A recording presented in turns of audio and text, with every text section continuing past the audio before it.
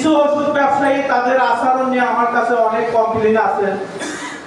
যেমন এখানে একজন সত্যিও ব্যক্তিত্ব পুরাতন মানুষ ওষুধ কোম্পানির প্রতিনিধি মান্নান ভাইকেও এক জায়গায় বেশ কড়া কথা বিভিন্ন হেনস্থা করা হয়েছে।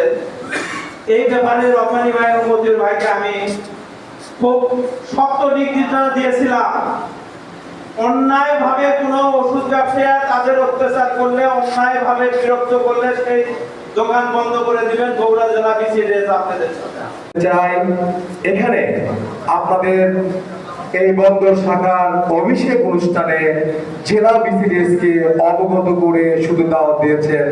এই দাওয়াত দিয়ে অভিষেক অনুষ্ঠানের পরিচয় পর্ব, এখানে পরিচয় পর্বের ভিতরে সীমাবদ্ধ থাকলেই চলবে না।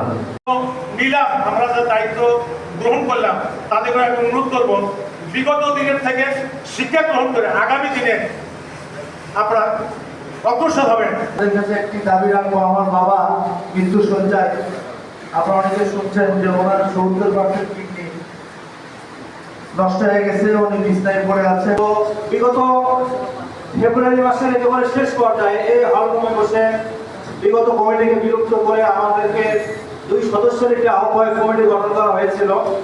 তো আমরা সর্বদাই চেষ্টা করেছি একটি গ্রহণযোগ্য নির্বাচনের মাধ্যমে নতুন কমিটির কাছে দায়িত্ব হস্তান্তর করা। বিসিডিএস করতে গেলে কিছু নিয়ম কানুন অবশ্যই আমাদের মানতে হবে।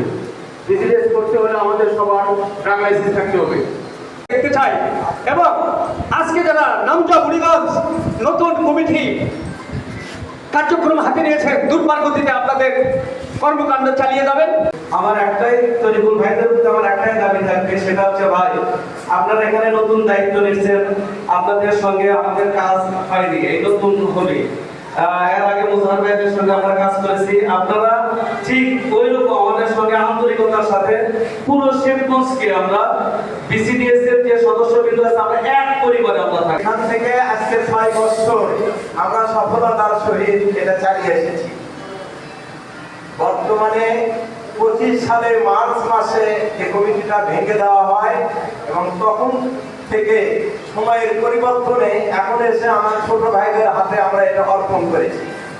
তবে একটা কথা বলতে চাই, এখানে আমাদের সম্মানিত জেলা কমিটির নেতৃবৃন্দ, থানা কমিটির নেতৃবৃন্দ এবং বিভিন্ন বন্দর কমিটির নেতৃবৃন্দ এখানে উপস্থিত হয়, তাদের আমরা প্রাণ ঢালা অভিনন্দন জানাচ্ছি। সর্বাঙ্গীন উন্নতি কামনা করে